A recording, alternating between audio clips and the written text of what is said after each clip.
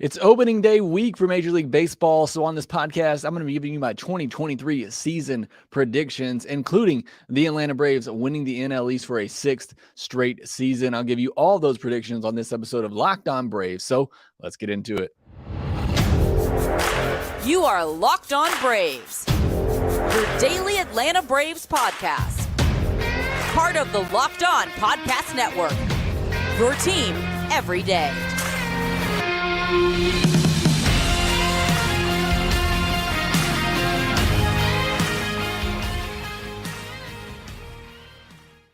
Hey, and welcome back to Lockedon Braves, part of Lockedon Sports Atlanta, where we cover your favorite Atlanta sports teams each and every day.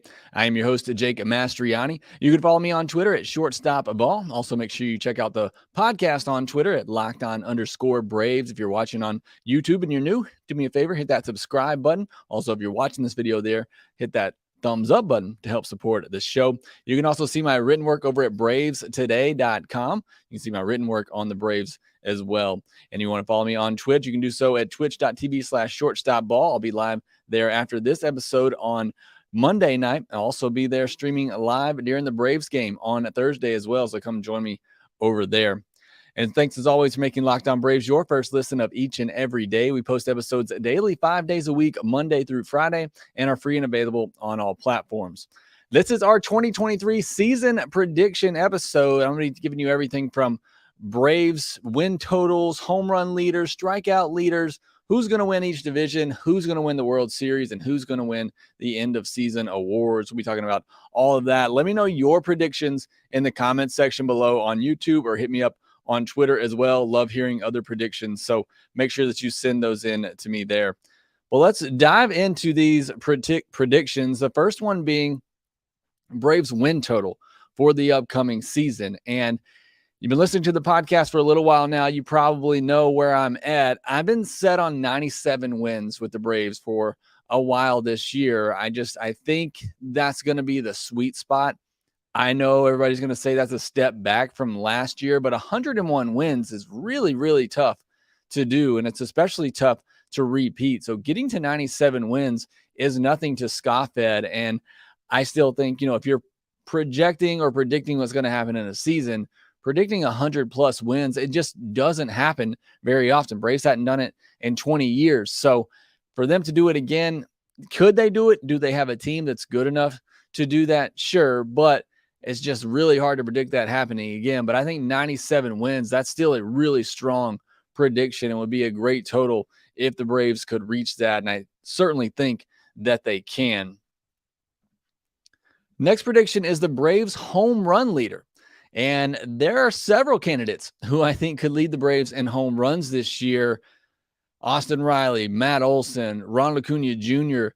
are clearly some of the front runners. Look at Marcell hits like he has in spring training, then maybe he's up there as well. But I'm going to go with Matt Olson. I think, and I kind of hate that he wasted so many in spring training, but certainly if he hits in the regular season like what we've seen in spring training, he may lead the entire league in home runs. But even before that, I thought he had the opportunity to have a breakout or somewhat of another breakout season in Atlanta. He was still really good last year, but I think a lot of us knew there's more in the tank. And what we've seen so far in spring training says that he's in for a big season. I know you can't read too much into spring training, but I think he's going to lead the team in home runs. I think he's going to hit 30 plus easy, maybe even push 40 or more.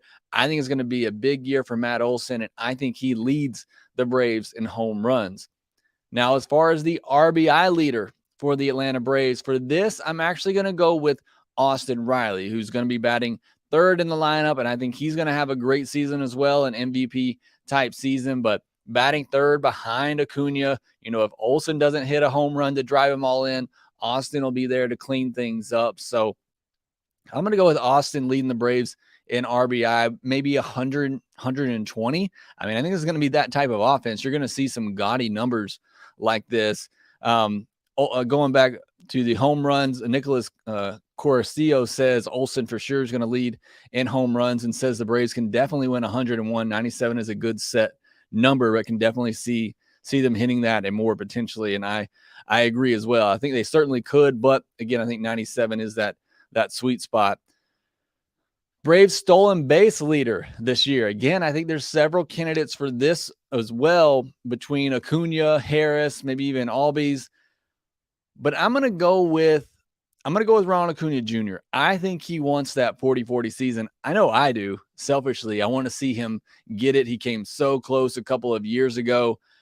I think he possibly reaches 40 stolen bases. I think he gets at least 30, and I think he leads the Braves in stolen bases. But I think Michael Harris is going to be pushing 30. I think Ozzie Albies potentially pushes 30. I think the Braves have at least 3 guys with over 20 stolen bases. And if Vaughn Grissom comes up at some point soon, I think he pushes for 20 to 30 stolen bases as well. But I like Acuna to lead the Braves in stolen bases this upcoming season. Nicholas also says, I think we see Acuna get a 40-40 season. So I agree. I think he's going to go for it pretty hard, as he plays hard all the time and wants to do the best. But I think he pushes 40 stolen bases. As far as the Braves OPS leader, I'm going back to Acuna. I think the Braves have at least 4 players that are going to have an OPS over 800. And if Acuna's healthy and back to himself, I think he's going to be over a 900 OPS type player just because of all the power and everything that he brings. I think Acuna is going to lead the Braves in OPS with an OPS north of 900 this upcoming season. Corey Carter kind of retracts that a little bit. He says, I don't think Acuna can hold up physically to pull off a 40-40.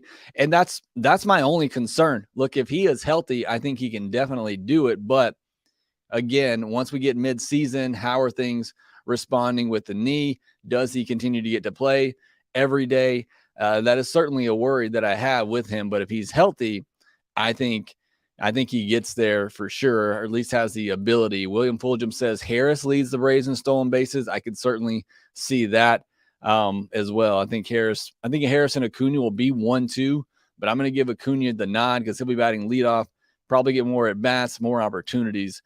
So I'm going to stick with Acuna there for the shortstop leader.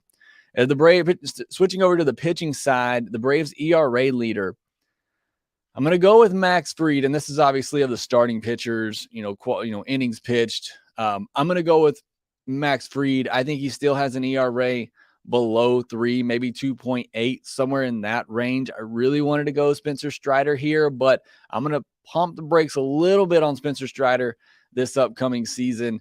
But I'm going to go with the Braves ERA leader being Max Fried. The Braves strikeout leader from the pitcher side of things. They'll have many candidates who on the offensive side who will strike out a lot, and they'll have many candidates on the pitching side for a ton of strikeouts. I think we see Morton and Strider both get over 200 strikeouts again. I am going to go with Strider here. Only thing what concerns me is, does he get the innings? But I think he does, and I think he gets over 200 again. I think Charlie Morton gets over 200 strikeouts again, but I'm going to go with Strider, say that he punches out 220 to 230 this year in about 150, 160 innings. Now, who gets award votes? This isn't who wins. We're going to talk about that in a second, but who from the Braves gets award votes? And I think Acuna, Olsen, and Riley, I think they are all going to get MVP votes. I think they're all going to have gigantic years, and they're all going to get MVP votes of some degree. I think Fried and Strider are both going to get Cy Young votes. I think both of them will have really good seasons. Both have ERAs around 3. I mentioned Strider. I think he has over 200 strikeouts. So I think Fried and Strider will both get Cy Young votes, again, of varying degrees. And then I think Jared Schuster gets Rookie of the Year votes. Maybe this is some recency bias here, but if he makes 15 starts this year and he is somewhat good, an ERA under 4, which I think he's capable of, and it's possible with this team and this defense behind him, I think Jared Schuster gets some Rookie of the Year votes. I don't think he wins it. I don't even think he really comes all that close. But if we're just talking about getting votes, being in the discussion, I think Schuster is capable of that. And I think he gets the most starts out of that rookie group. All right, next, I want to get into those awards predictions and who's going to win those. And do the Braves come away with any hardware of MVP, Cy Young, Rookie of the Year? And then we'll get into our division and World Series predictions as well. We'll talk about that here next. These days, every new potential hire feels like a high-stakes wager for your small business. You want to be 100% certain that you have access to the best qualified candidates available. That's why you have to check out LinkedIn Jobs. LinkedIn Jobs helps you find the right people for your team faster and for free. They make it very simple to create your job listing, then add your job in the purple hashtag hiring frame to your LinkedIn profile to spread the word that you're hiring. Simple tools like screening questions make it easy to focus on candidates with just the right skills and experience so that you can quickly prioritize who you'd like to interview and hire. That's why small businesses rate LinkedIn Jobs #1 in delivering quality hires versus leading competitors. LinkedIn Jobs help you find the qualified candidates you want to talk to faster. Post your job for free at linkedin.com/LockedOnMLB. That's at linkedin.com/LockedOnMLB to post your job for free. Terms and conditions apply. We have our MLB season preview coming up this week. Get ready for baseball season with Locked On MLB's ultimate 6-episode season preview. You want to know everything about that's going on in Major League Baseball this year? Make sure that you check out this ultimate preview from Locked On MLB. Our local and national experts give in-depth analysis of every team and division in a way only Locked On can provide. Find all 6 episodes on Locked On MLB on YouTube or wherever you get your podcast. Jumping back into our predictions here and looking at some award predictions, end of season award predictions for the entire league, not just the Atlanta Braves. And sticking with the MVP talk, and maybe this one does include an Atlanta Brave, I'm going to go with Ronal Acuna Jr. as the MVP of the league. Again, in my mind, if he stays healthy all year long, I think he pushes a 40-40 season and perhaps gets there. And if he does that and the Braves are, winning the division, they're one of the best teams in the league, I think Acuna honestly runs away with the MVP. I said this before he got hurt in 2021. He was on pace that season to run away with the NL MVP award, in my opinion. He was the best player in the league at that time. If he is back to that level, and that is a big if, we need to see it, and we need to see that he can sustain it over an entire year.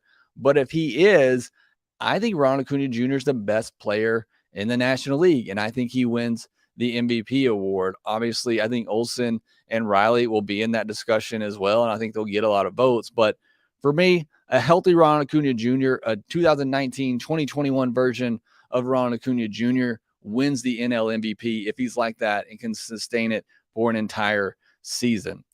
NL Cy Young. Maybe I'm being a homer here. I'm going to go with Spencer Strider. And I know, I didn't pick him even as the Braves ERA leader, but I think he's going to be around a 3 ERA. Probably will need to be a little less than that to win the Cy Young. But some of the other candidates, Sandy Alcantara was the other name I was really considering here, but it's just hard to repeat. And sometimes voters, don't want to vote for the same guy 2 years in a row. It's just nature of the business. Max Scherzer, Justin Verlander, I could see them winning it, but they're also getting up there in age, and Father Time has to come calling at some point. I just don't know that they pitch full seasons. They're certainly capable, and if they pitch a full season, I think one of them probably wins it. But I'm going to say Spencer Strider. If he gets to 175 innings, he gets to 230, 240 strikeouts, he has an ERA below 3, I think he wins the Cy Young Award. I think he has a similar season to Corbin Burns a couple of years ago, where Burns didn't throw a ton of innings, but he was just so dominant in the innings that he threw that it just outperformed what every other pitcher did. I think Strider has the ability to have that type of season in 2023. So I'm going to go with Spencer Strider. I'm sure this is a homer pick. I've now picked the NL MVP and NL Cy Young for the Braves. So that's not going to happen, but I'm really high on Spencer Strider. I think you all know that. You listen to me. NL Rookie of the Year, I'm going to go with Jordan Walker from the St. Louis Cardinals, and just an amazing talent at 20 years old. For the AL MVP, I'm going to go with Shohei Ohtani. I mean, it's kind of the whole thing with Trout early on in his career. You could just say Trout's the best player. If he plays an entire season, he's going to be the AL MVP. I think Ohtani's in that same discussion now because of what he does both at the plate and on the mound. If he plays an entire season, he's going to win the MVP, and he should win the MVP. So I'm going to go with Ohtani for the AL MVP. For the AL Cy Young, Mets fans are going to hate this. I'm going with Jacob deGrom. I just think there's going to be a little bit of fire under Jacob deGrom as everybody's starting to kind of count him out, say that he can't stay healthy an entire season. I think you're going to get an angry Jacob deGrom this year, and I think he's going to come out and have one of his better seasons. I think he's going to win the AL Cy Young.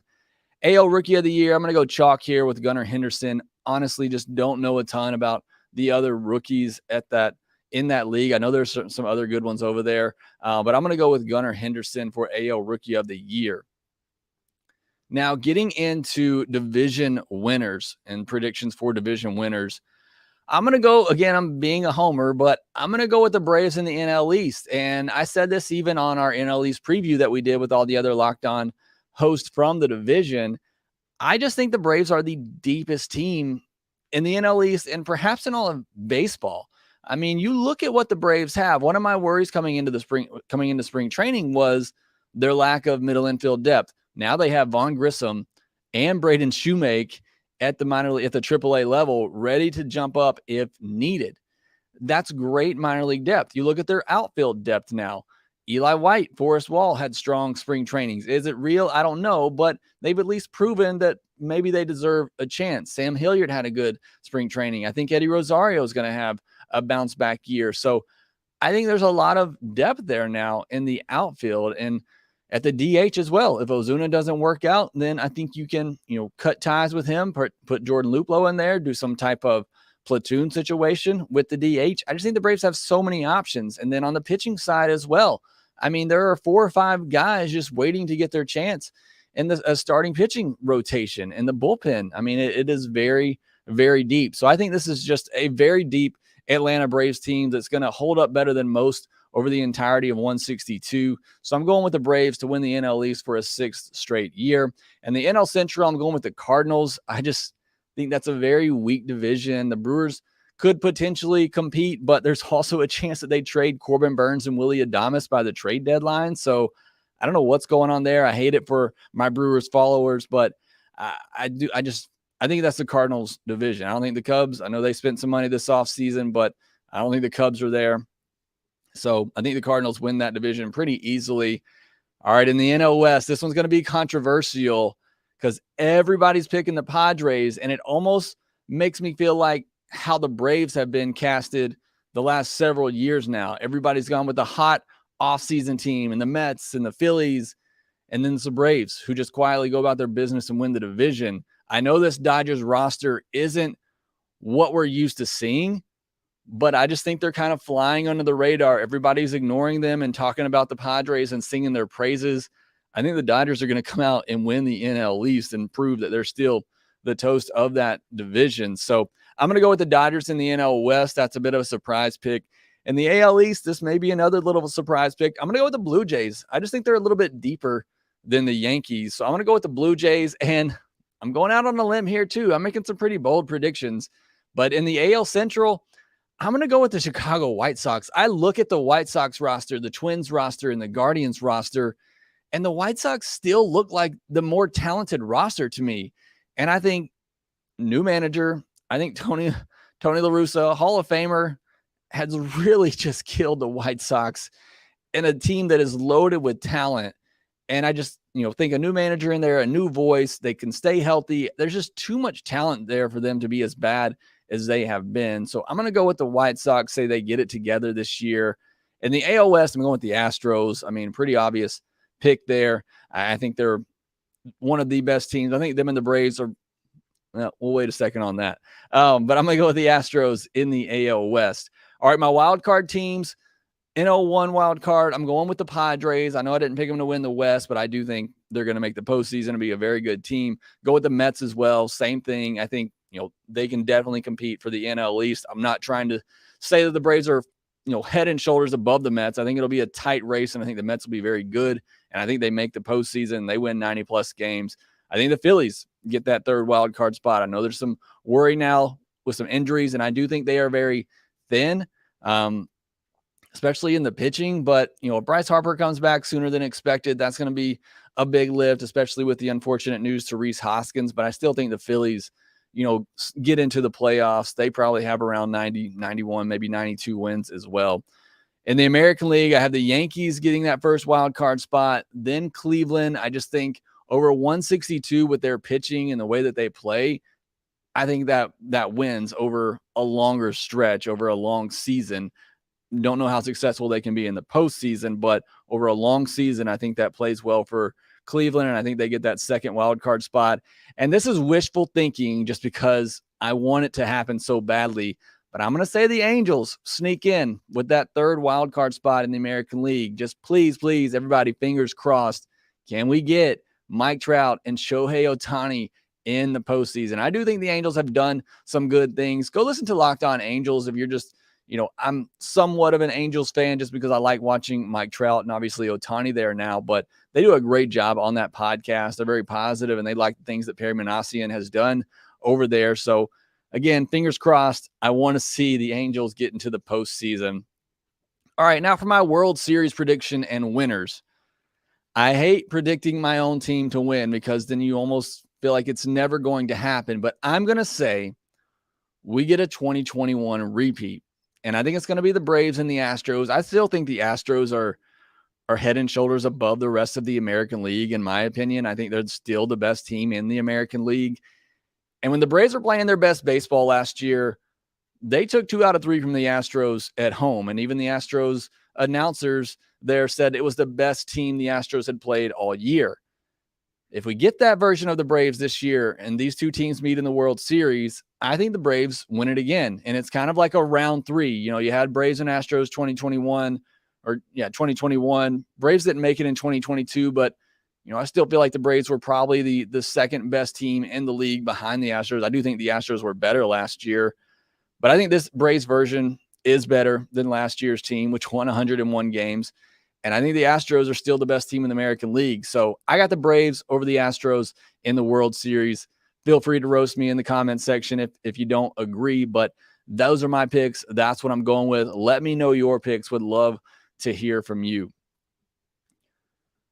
All right, next I want to get into some news from Monday, and also want to get into some of your predictions as well and questions in the chat section. If you're watching it live, I'll get to those next.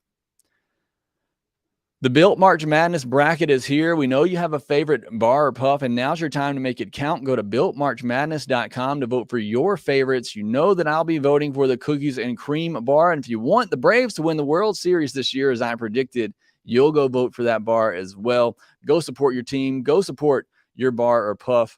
And when you vote for your favorite bar or puff, you will be entered into a drawing where 50 lucky Locked On listeners will get a free box of Built. Not only that, but one Locked On fan will win a 12-month subscription to Built to have Built's best bars or puffs delivered monthly straight to your door. Sounds pretty incredible. I'm telling you, you got to try Built if you haven't already. It's the best protein bar out there. They're so good, and they're good for you as well. They're high in protein, low in sugar, and covered in 100% real chocolate. Run to BuiltMarchMadness.com right now to vote for your favorite bar or puff and pick up a box while you're there. You can vote every day in March, so hop in and support your pick today. Yesterday on the podcast, I talked about some prospects who are set to have breakout seasons in 2023. I don't know that I've ever been as excited for prospects for the Braves coming into a season, and the Braves have certainly had better, deeper farm systems, but there's just so much young talent in the system this year. I'm really excited to see what some of these young guys do. So go take a listen to that podcast, and you can get excited about that as well. Tomorrow we'll have our NL East roundtable, and I'll also be having a discussion with Grant McCauley going over and previewing the upcoming season. So that's going to be a lot of fun as well to pick his brain, things that he saw while he was in camp, and get his thoughts and predictions for the upcoming season.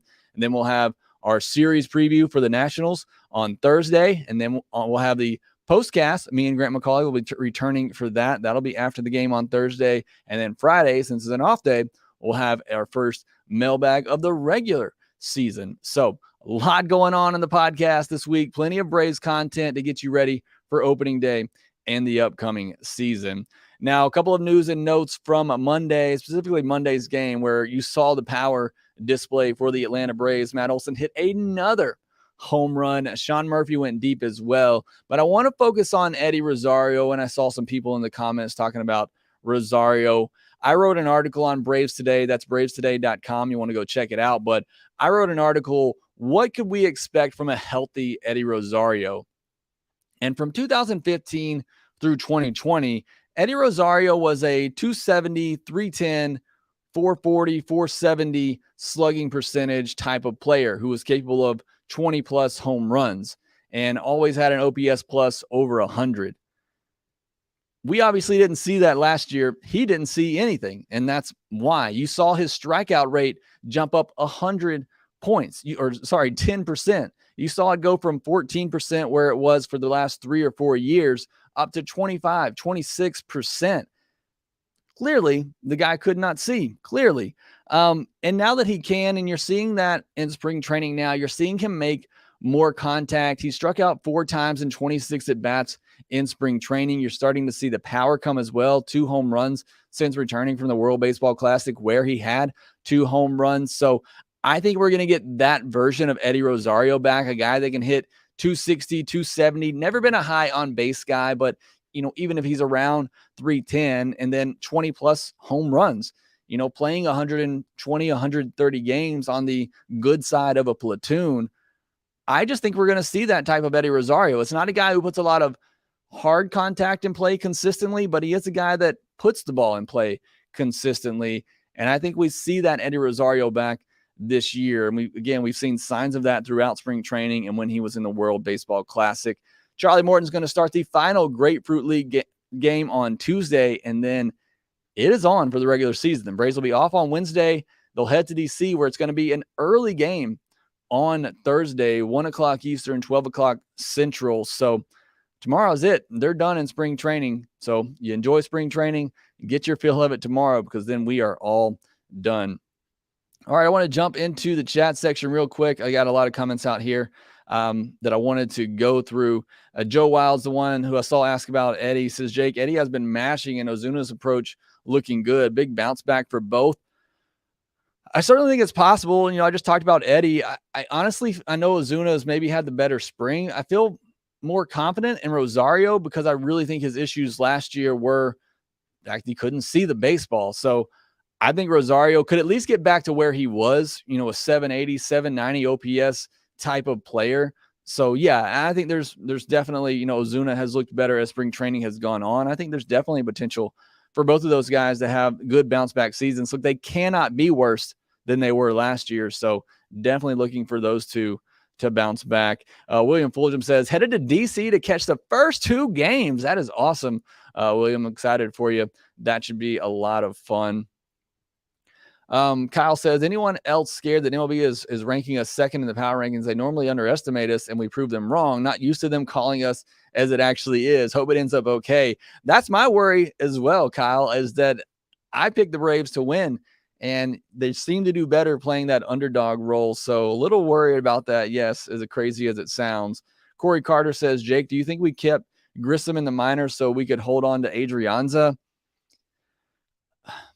I really hope that's not the case, but it kind of sounds like it is. Look, the 2 reasonings that we got are that 1, they did want to keep Adrianza and they wanted to keep that depth. And 2, they felt like Grissom and Shoemake both had some things to work on, which is fair and which is accurate. I still feel like Grissom would have given you a better chance to win now than Arcia. But again, I don't want to rehash all of that. Arcia is going to be fine. Made a great play defensively on Monday. He's been hitting well over the last couple of weeks as well in spring training. So Arcia is going to be fine there. But yes, those are the 2 reasons that they gave. They wanted to keep Adrianza for the depth, and they thought Grissom still needed to work on things defensively, which is accurate. So there is truth to the Adrianza thing.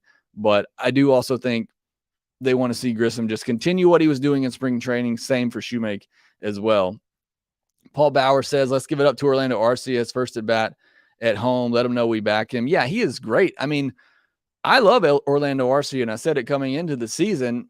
I feel he's more of a bench role player at this point, but he's a great clubhouse guy, and he's been really good since coming over to the Braves. So I love Orlando Arcia, and I think the Braves fans will definitely, get behind him.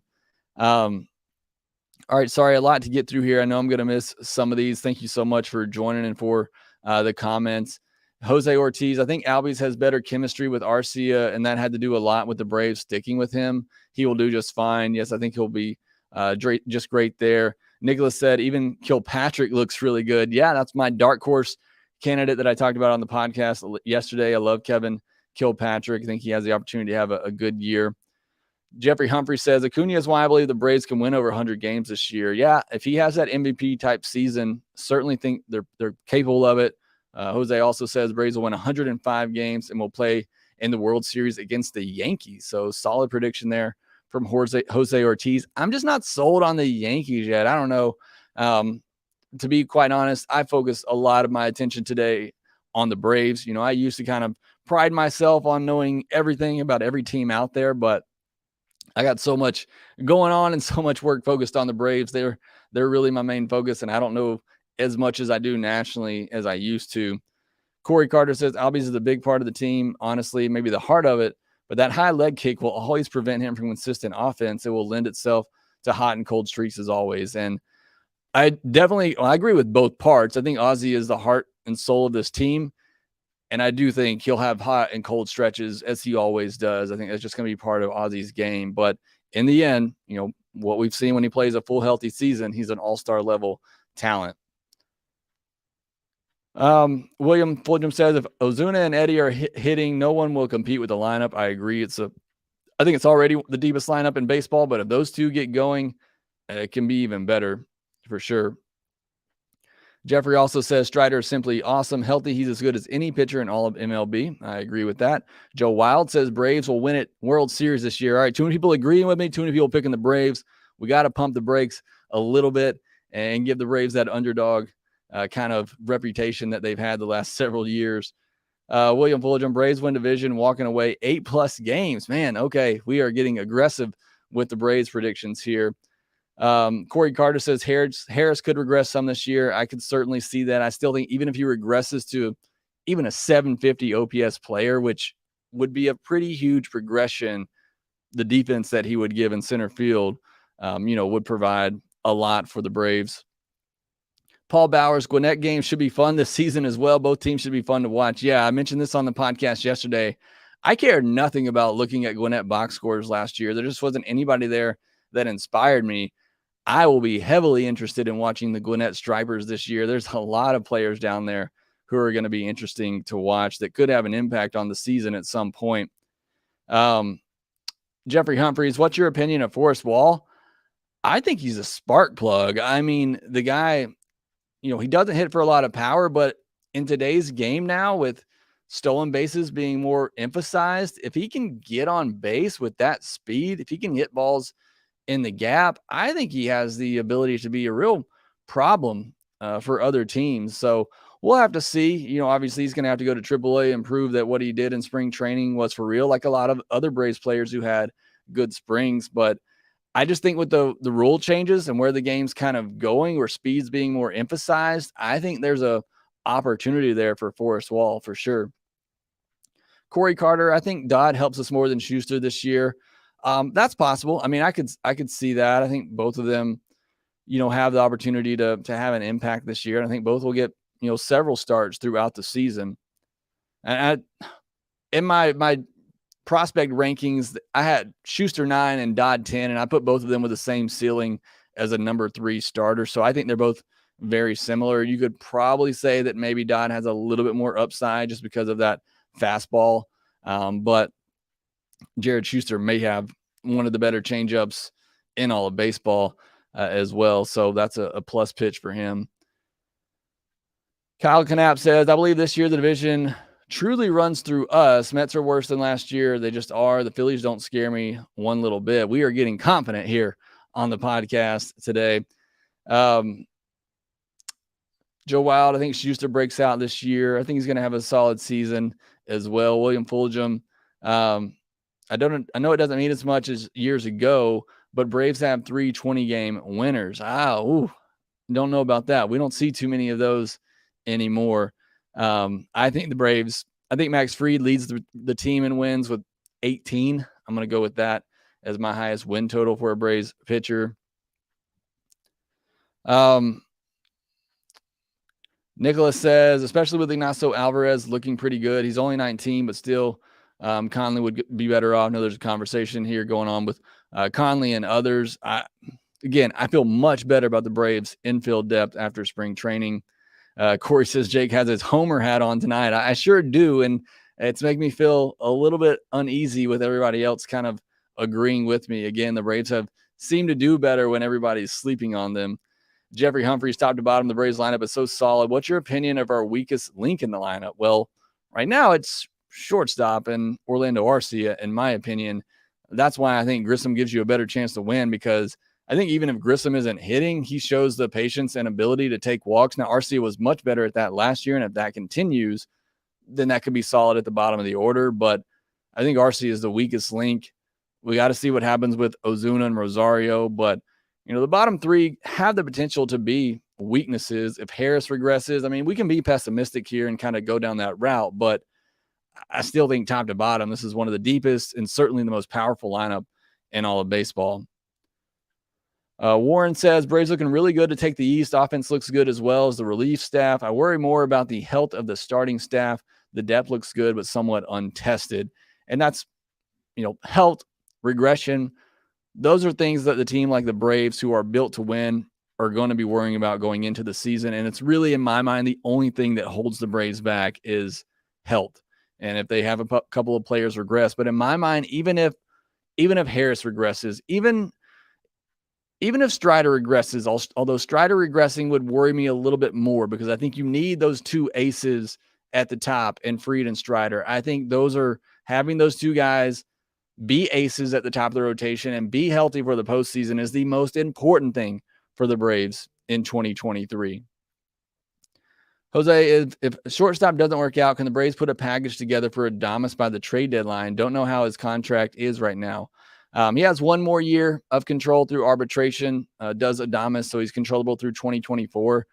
The Braves, I believe, could certainly put together a package for Adames, but they could be outbid pretty easily by a lot of other teams if Adames becomes a very attractive package at the trade deadline.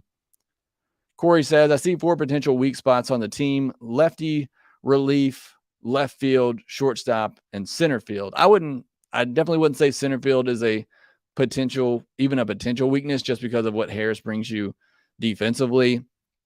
I don't even consider lefty relief a weakness, because I know Minter's probably going to be the closer for now, but once Iglesias comes back, you have Minter, you have Dylan Lee, who has been unbelievable in spring training, and you have Lucas Litke. Left field, shortstop, DH, those are my only real concerns right now. Mike Porter says, definitely believe the Braves will win the World Series, and like I've said in this chat before, I believe every Brave will have a career year. That is optimism. I'm all on board for that. Let me have whatever you're having, Mike. All right, a lot of great comments in here. If I didn't get to yours, there are a lot in here. I really do appreciate all the support and appreciate you being here, whether you're with me live or whether you're watching the replay. So if I didn't get to your comment, again, please put it in the comment section on the YouTube video or submit it on Twitter, and you can make it part of our Mailbag Friday podcast. So that will do it for this episode of Lockedon Braves. Thanks for making Lockedon Braves your first listen of each and every day. Now go make your second listen, the Lockedon MLB Prospects podcast with host Lindsey Crosby, who's talking about the biggest and brightest stars of tomorrow. Also, make sure you go listen to Lockedon Fantasy Baseball. You got your last-minute fantasy baseball drafts. You need to go check out Lockedon Fantasy Baseball. Let Matt and Dom help you win your league. Again, that will do it for this episode. Thanks so much for listening to Lockedon Braves. You can follow me on Twitch at twitch.tv/shortstopball. I'll be going live later Monday night. I'll also be live on Thursday during the game if you want to come and watch the game with me there. Make sure you follow the podcast on Twitter, Lockedon_Braves. Follow me at shortstopball. Make sure you subscribe on YouTube if you're new. Hit the thumbs up button. If you're still watching this video, thank you very much. And again, make sure you go rate, review, and subscribe to the Lockedon Braves podcast wherever you get your podcast. And we will talk to you next time.